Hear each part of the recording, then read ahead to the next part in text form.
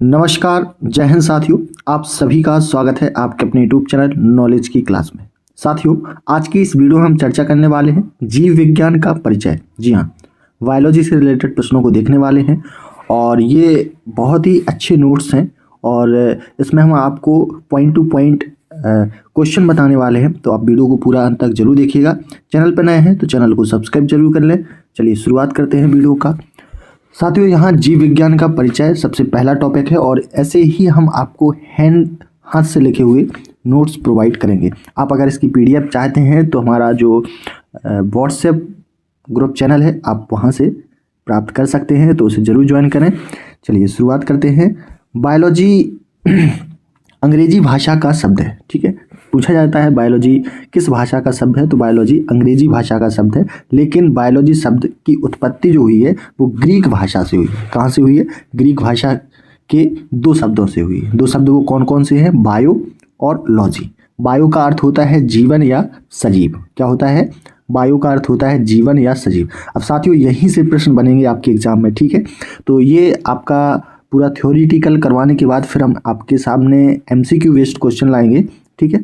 तो चलिए पहले इन सभी को पढ़ लेते हैं, फिर आप एमसीक्यू लगाएंगे तो आपको मज़ा आएगा, ठीक है। लगेगा कि हमने कुछ पढ़ा है, ठीक है साथियों। तो चलिए, यहाँ पर हमने बात करी बायोलॉजी अंग्रेजी भाषा का शब्द है, लेकिन बायोलॉजी शब्द की उत्पत्ति ग्रीक भाषा के दो शब्दों से हुई। अब वो दो शब्द कौन कौन से हैं? Bio plus logy. तो बायो का अर्थ क्या होता है? जीवन या सजीव, और लॉजी का अर्थ क्या होता है? अध्ययन करना, यानी कि स्टडी करना, ठीक है। तो यहाँ पर आप लोग याद रखेंगे। चलिए, अर्थात एक ऐसा विषय जिसके अंतर्गत जीवन का या सजीवों का अध्ययन किया जाता है, उसे हम क्या कहते हैं? बायोलॉजी कहते हैं। बहुत ही सिंपल सी भाषा में हम आप सभी को समझाने की कोशिश कर रहे हैं। जो आपको बायोलॉजी जिन लोगों को टफ लगती है, कठिन लगती है, आज से वो नहीं लगने वाली है, ठीक है। तो यहाँ पर अर्थात एक ऐसा विषय जिसके अंतर्गत जीवन का या सजीवों का अध्ययन किया जाता है। बायोलॉजी को समझने का प्रयास अरस्तु द्वारा किया गया है, ठीक है। तो पूछा जाता है सबसे पहले कि बायोलॉजी को समझने का प्रयास सबसे पहले किसने किया, तो आंसर क्या होगा? अरस्तु। किसके द्वारा किया गया? अरस्तु के द्वारा किया गया। इसलिए अरस्तु को जीव विज्ञान का क्या कहा जाता है? पिता कहा जाता है, यानी फादर ऑफ बायोलॉजी कहा जाता है। यानी कि जीव विज्ञान का पिता किसे कहते हैं? अरस्तु को कहते हैं, ठीक है। चलिए साथियों, यहाँ पर जीव विज्ञान का पिता कहा जाता है अरस्तु को, तथा बायोलॉजी शब्द का प्रयोग सबसे पहले लेमार्क और ट्रेविनियस ने सन 1802 में किया था, ठीक है। अब अगर हम बात करें कि जो बायोलॉजी शब्द है इसका प्रयोग सबसे पहले किसने किया था, तो दो लोगों ने। एक हो जाएंगे लेमार्क और दूसरे हैं ट्रेविनियस। कौन है? ट्रेविनियस। और ये कब किया गया था? 1802 में किया गया था, ठीक है। उम्मीद है इतना आपको समझ में आया होगा। चलिए, सजीव होने की शर्त क्या क्या होना चाहिए? सजीव यानी कि बायोटेक, ठीक है। तो यहाँ पर पोषण, पाचन, प्रजनन, श्वसन, वृद्धि, अनुकूल उत्सर्जन और जीव द्रव। आप ये कॉपी में नोट डाउन जरूर करते जाएं, ठीक है। अब यहाँ पर क्वेश्चन कैसे बनेगा? तो क्वेश्चन इस तरीके से बनेगा कि निम्नलिखित में से सजीव होने की शर्त कौन कौन सी है। तो यहाँ पर तीन ऑप्शन दे देंगे और एक ऑप्शन ऐसा दे देंगे जो इसका आंसर होगा, ठीक है। तो आपको ये सारे याद करने हैं। पोषण हो गया, पाचन, प्रजनन, श्वसन, वृद्धि, अनुकूलन, उत्सर्जन, जीव द्रव्य, ठीक है। ये सभी क्या है? सजीव होने के शर्त हैं, है ना। इनसे पता चलता है कि ये सजीव है कि निर्जीव है।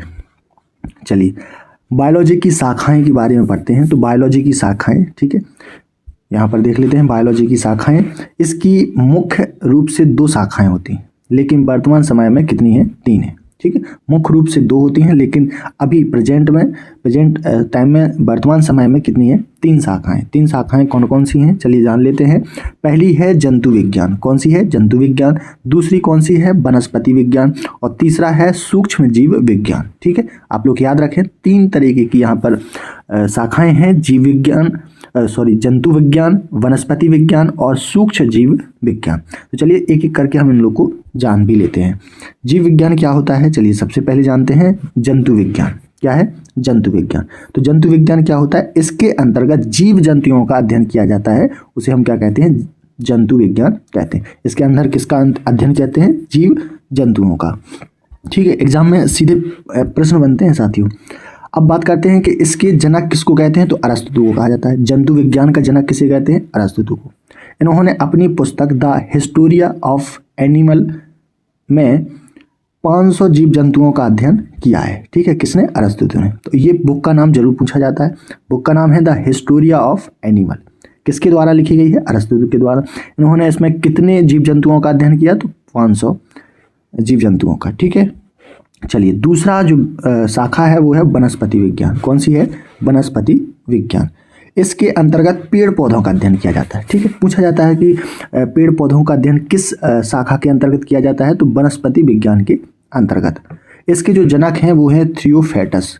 राइट आंसर क्या होगा इसका, थ्रियोफेटस। अगर पूछा जाए कि वनस्पति विज्ञान के जनक कौन है, फादर ऑफ वनस्पति विज्ञान, सो आंसर इज थ्रियोफेटस।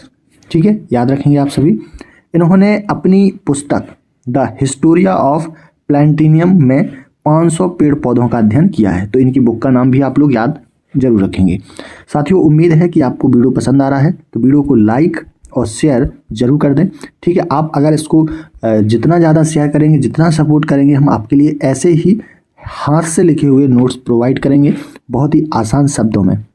चलिए तीसरी शाखा जान लेते हैं, सूक्ष्म जीव विज्ञान। कौन सा, सूक्ष्म जीव विज्ञान। तो इसके अंतर्गत सूक्ष्म जीवों का अध्ययन किया जाता है। किसका अध्ययन किया जाता है, सूक्ष्म जीवों का।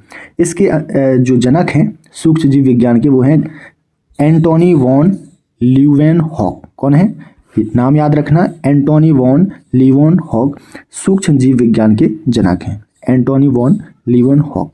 इन्होंने सर्वप्रथम जीवाणु की खोज की थी। ठीक है, अब पेपर में पूछा जाएगा कि जीवाणु की खोज किस वैज्ञानिक ने की थी, तो एंटोनी वॉन लीवेनहॉक के द्वारा जीवाणु की खोज की गई थी।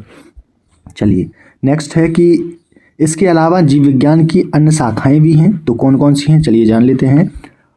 आकारिकी विज्ञान, भौतिकी विज्ञान, अनुवांशिकी विज्ञान, शारीरिक विज्ञान, सर्प विज्ञान, पारिस्थितिकी विज्ञान, कृषि विज्ञान, जीवाणु विज्ञान, जैव रासायनिक विज्ञान।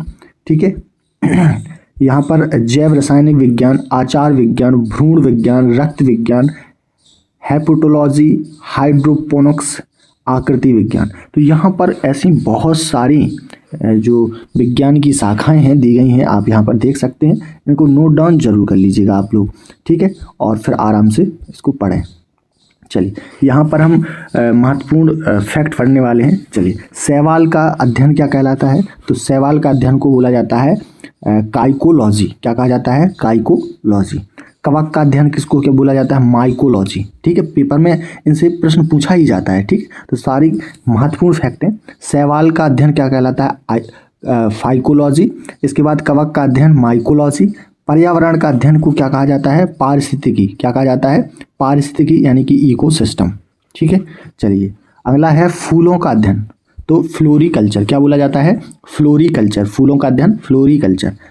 झाड़ियों का अध्ययन क्या बोला जाता है, डेंड्रोलॉजी। क्या कहा जाता है, डेंड्रोलॉजी। झाड़ियों के अध्ययन को क्या कहा जाता है, डेंड्रोलॉजी। पुष्पों का अध्ययन तो एंथोलॉजी। क्या कहा जाता है, एंथोलॉजी। पुष्पों का अध्ययन क्या कहलाता है, एंथोलॉजी। जीवाश्म वनस्पति विज्ञान में जीवाश्म कहा जाता है। ठीक है, बीज का अध्ययन क्या कहला जाता है, स्पोमोलॉजी। क्या कहा जाता है, स्पोमोलॉजी। क्या कहा जाता है, स्पोमोलॉजी। किसके अध्ययन को कहा जाता है, बीज के अध्ययन को। ठीक है, तो आप लोग याद रखेंगे। चलिए, घास का अध्ययन एग्जाम में जरूर पूछा जाता है, तो एग्रोस्ट्रोलॉजी। क्या कहा जाता है, एग्रोस्ट्रोलॉजी। घास के अध्ययन को कहा जाता है। भूमि का अध्ययन तो पीडोलॉजी। क्या कहा जाता है, पीडोलॉजी। फलों का अध्ययन, ये भी एग्जाम आरआरबी एनटीपीसी में पूछा गया है, तो फलों का जो अध्ययन होता है उसको बोलते हैं पोमोलॉजी। क्या होगा, पोमोलॉजी। साथियों, यहाँ हमने बहुत ही महत्वपूर्ण फैक्ट देखे, चीज़ों को समझा, बायोलॉजी शब्द की उत्पत्ति देखी, उसके जो फादर ऑफ बायोलॉजी हैं, ये सारी चीज़ें हमने देखी। ठीक है, इसके आगे का हम नेक्स्ट वीडियो में लाने वाले हैं। तो उम्मीद है आपको वीडियो पसंद आया होगा। तो वीडियो को लाइक और शेयर जरूर कर दें, और चैनल पर जो भी दोस्त चैनल पर नए हैं वो चैनल को सब्सक्राइब जरूर करें। तो मिलते हैं नए अपडेट के साथ, नए टॉपिक के साथ। तब तक के लिए नमस्कार, जय हिंद।